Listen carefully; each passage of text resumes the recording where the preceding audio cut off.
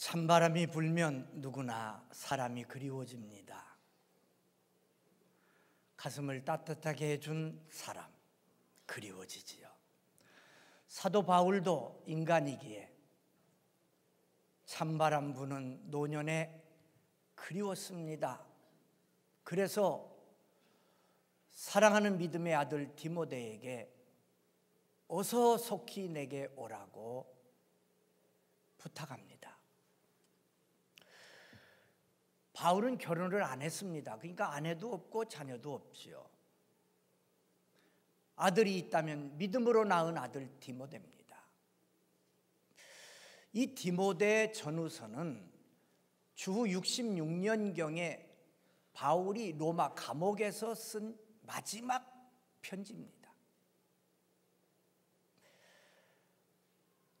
두 번째 감옥에 갇힌 바울, 이제 얼마 안 있으면 죽는다, 순교를 예감하고 쓴 책이 디모데 전후서입니다. 감옥 속에서 바울은 디모데가 보고 싶었습니다. 바울이라는 사람은 주 4년에 길리기아 다소에서 출생했습니다. 베냐민 지파였고 가문이 뚜렷해서 태어나면서부터 로마의 특권인 시민권을 가졌습니다. 그는 유대교에 얼마나 열심인지 난지 8일 만에 할례를 받았습니다. 그가 6살 때 당대 최고의 학자인 가말리엘 문화생이 되어서 율법과 많은 것을 배웠습니다. 그가 28살 때 예루살렘에 핍박이 있어서 스데반이 돌에 맞아 죽임을 당할 때 앞장섰던 청년이 바로 28의 바울입니다. 다메섹으로 가다가 예수님을 빛 속에서, 정오의 빛보다 더 밝은 빛 속에서 예수님의 음성을 듣고 그가 깨닫고 이제 예수님을 전하는 자가 되지요.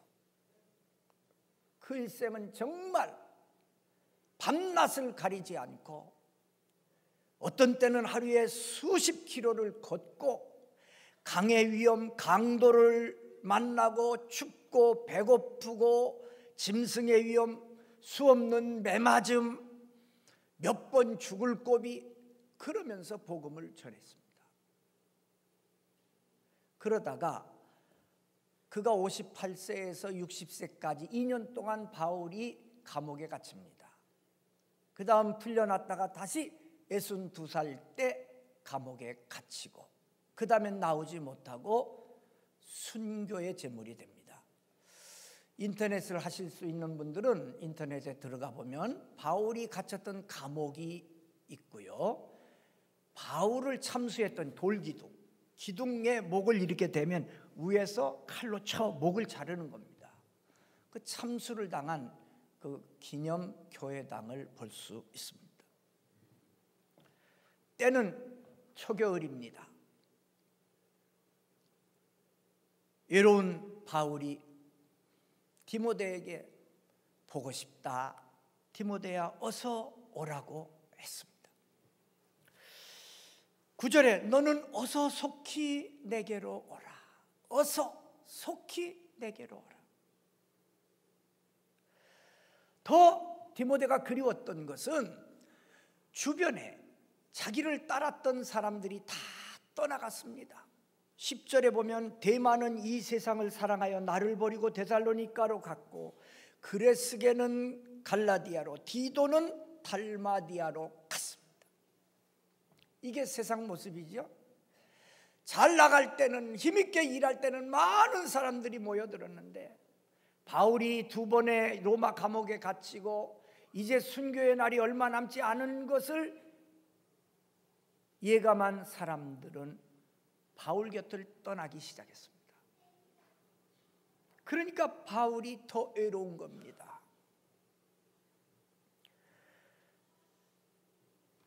찬바람이 불면 더 사람이 그리워집니다.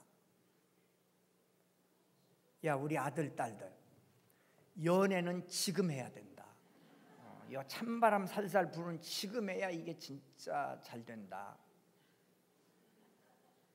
그리워지는 때거든. 뜨거운 여름에는 안 되는 거야. 멀리 갈 거 뭐 있냐? 가까운 데서 찾아라 제발 좀. 끼리끼리 빨리빨리 만나서 해라. 먼데 가봐야 별 수 없어야. 찬바람 불면 그리운 사람이 생각나요. 여러분, 내가 누구에겐가 그리운 사람이 되십시오. 내가 누구에겐가는 그리움의 사람이 돼야 되는 겁니다. 그래야 인생을 바로 사는 거예요. 아이고 그 인간 꿈에라도 나타나겠지.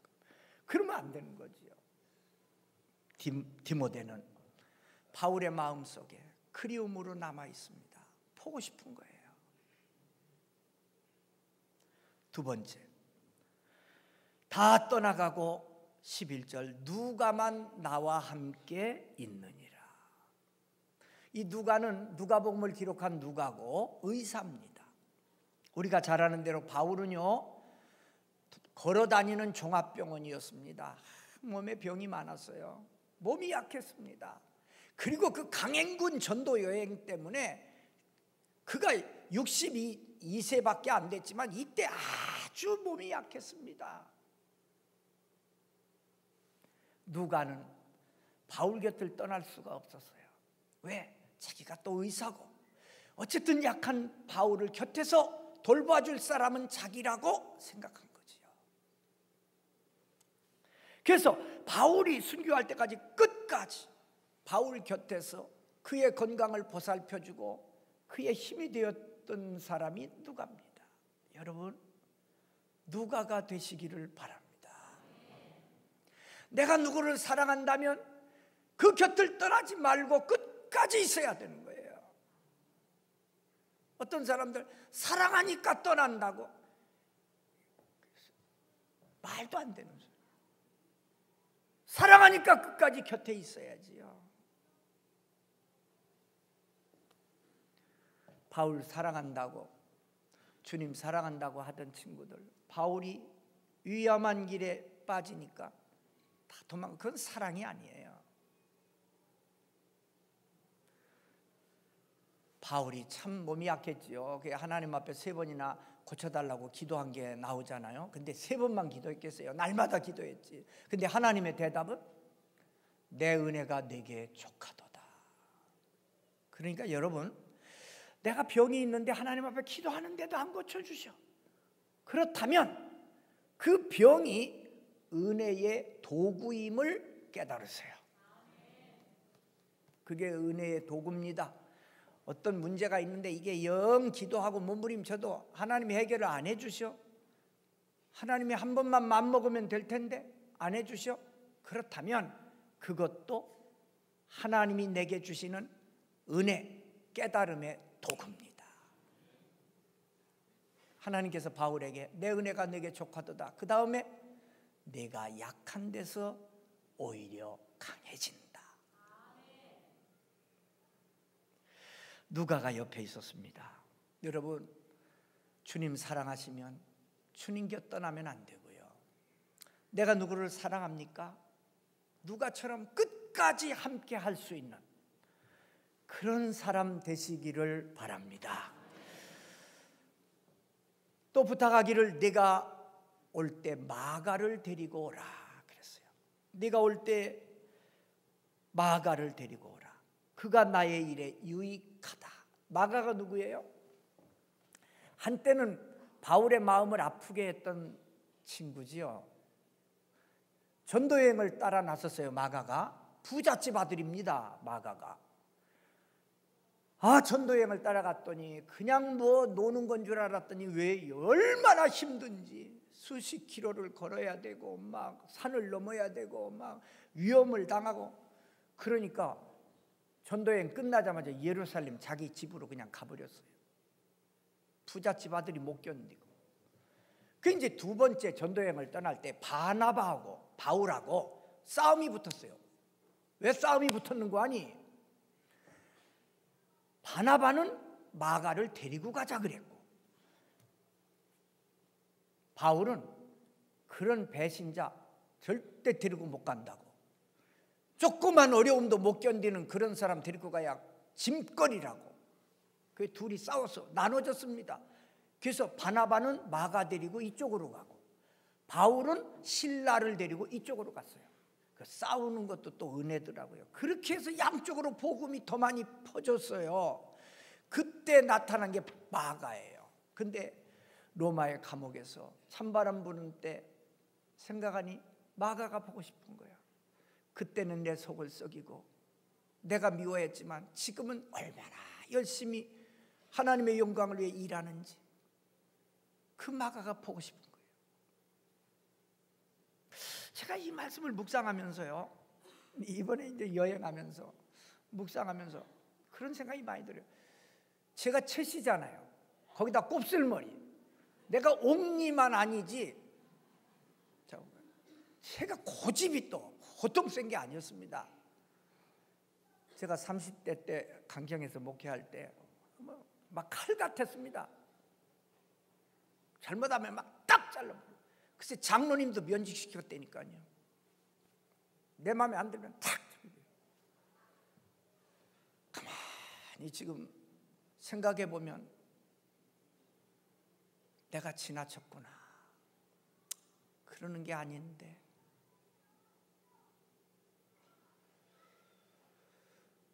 그런 생각이 드는 거예요. 우리 여러분들 가운데도 혹 제 성격 때문에 혹 상처받은 분들 많이 계실 거예요. 생각해 보니까 다 보고 싶은 거예요. 바울이 마가가 보고 싶었어요. 만나면 뭔 얘기했을까요? 성경에는 없어요. 제 혼자 생각이 이랬을 거예요. 마가야, 그때 내가 너를 미워한 거 용서해라. 내 생각이 너무 짧았다. 그래, 부잣집 아들이 어떻게 나처럼 그 고난의 길을 할 수 있었겠니? 내가 너를 이해 못한 거 미안하다. 이제 내가 열심히 복음 전파를 하니 너무너무 고맙다. 아마 마가를 바울이 꼭 안아주었을 것 같아요. 찬바람 부는 이때 누구를 미워했습니까? 용서하고 안아주세요. 사랑해주세요. 네 번째 13절에 보면 내가 올 때에 내가 드로아 가보의 집에 둔 겉옷을 가지고 오라 그랬어요. 그 전도 여행을 다니니까 짐이 무거우니까 두툼한 겨울옷을 드로아 가보의 집에 맡겨놨어요. 임시로. 드로아는 어딘가 하니 마케도니아의 환상을 보았던 데가 드로아예요. 가보의 집에 맡겨놓은 겉옷을 가지고 오라. 지금 로마는요, 감옥이 다 지하예요. 돌로 지었어요. 그래서 한여름에도 지하 감옥에 들어가면 서늘한 것을 느껴요. 한기를 느껴요. 그런데 찬바람이 부는 초겨울입니다. 바울이 얼마나 힘들었겠어요. 몸도 약한 사람이 62세.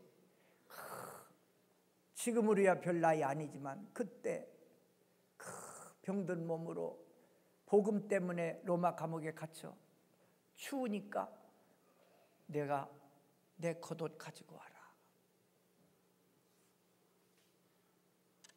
21절에 보면 너는 겨울 전에 어서 오라. 재촉하는 말이 나와요. 겨울 전에 어서 오라. 우리는 바울의 수고를 잊어서는 안 됩니다. 그분이 추위에 떨며 매맞으며 고통당하며 복음을 전했기에 오늘 우리가 있게 된 것이고 우리 논산중앙교회가 있게 된 거예요. 믿음의 선배를 늘 기억해야 합니다. 오늘 우리 교회가 이렇게 된 거, 우리 저 70년사 지금 만들면서 보니까요, 저 위에 이름 없이 빛도 없이 수고한 분들의 그 뜨거운 눈물과 기도가 쭉 내려오면서 오늘 우리 이 교회가 된 거예요. 늘 그런 분들의 고마움을 잊지 않아야 합니다.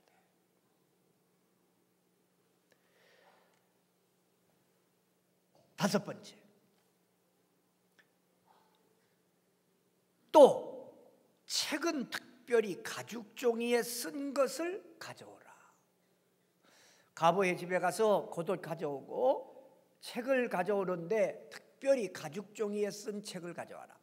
보통 종이에 쓰는데 가죽 종이에 썼다는 말은 특별한 책이란 말이고, 그 특별한 책이란 말은 성경이란 말입니다. 성경. 로마 감옥에 갇혀 있는 바울이 말씀이 그리운 거예요. 여러분, 성경을 갖고 있다는 거 감사하세요. 성경을 들고 다닌다는 거 감사하세요. 마음만 먹으면 성경을 읽을 수 있다는 거 감사하세요. 감사해야 됩니다. 하나님과 가까워지는 방법, 능력, 축복, 은혜, 은사 받는 방법, 하나님과 가까워지면 됩니다. 하나님과 가까워지려면 하나님의 말씀을 듣고 읽고 지키고, 하나님의 말씀을 듣고 읽고 지키고 쓰리고, 이거 잘해야 돼요. 얼마 전 어느 조사기관에서 우리 한국인들의 시간 사용 조사했어요.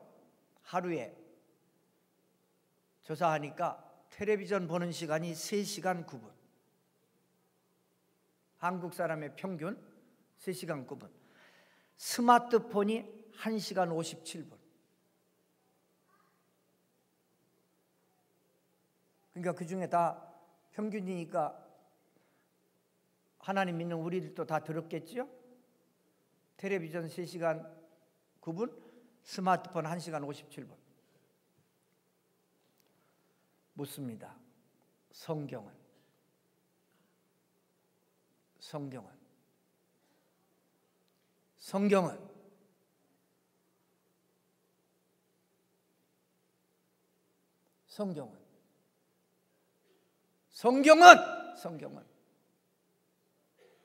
하루 3장 보느냐 말이야. 15분이면 되는데 15분을 인색하게 여기면서 무슨 은혜를 받겠다고. 이 말이 송곳이 되어 내 가슴을 찔러야 됩니다.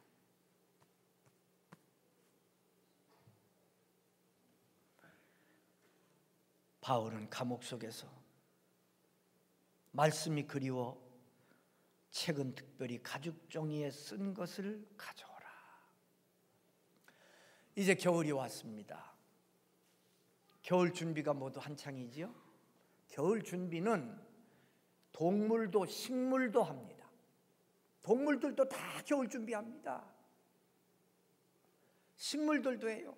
예를 들면 은행나무, 저 노랗게 물들고요, 자기 몸을 떨어서 다 잎을 떨어뜨립니다. 안 떨어뜨리면 겨울을 견디기 어려워요. 다 떨어뜨리고 맨살로 겨울을 이겨내는 거예요. 그래야 봄에 또 싹이 나오는 거예요. 나무도 겨울 준비를 하는데 여러분은 인생의 겨울을 준비합니까? 준비해요. 가을이 오면 겨울이 오는 게 분명한데 준비하고 있습니까?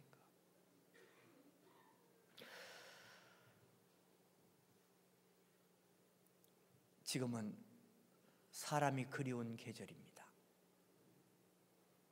누군가에게 그리워지는 사람이 되십시오. 디모데처럼.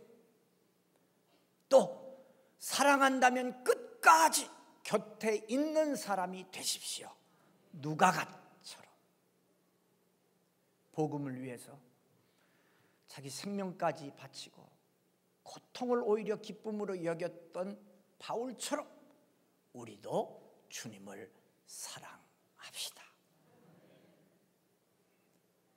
우리 모두 믿음의 승리자들 되시기를 주의 이름으로 축원합니다.